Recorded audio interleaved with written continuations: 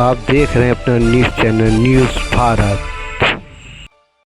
ये जो शख्स धोती कुर्ता सादवी पहन के खेतों में हल चल रहा है प्रयागपुर से बीजेपी के विधायक है। इनकी खासियत यह है कि जिस भी क्षेत्र में लोगों से मिलने जाते हैं तो वहां लोगों का दिल जीत लेते हैं। यही वजह है कि अपनी कार्यकर्ता से मिलने जा रहे थे, रास्ते में उनके पुराने साथी पवन कुमार यादव के खेतों में गन्ना बुवाई चल रही थी।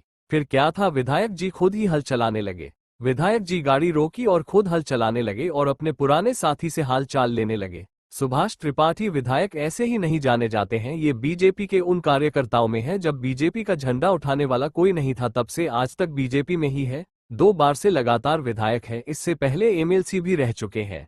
आइए देखते हैं हमारे संवाददाता रोशन की एक रिपोर्ट।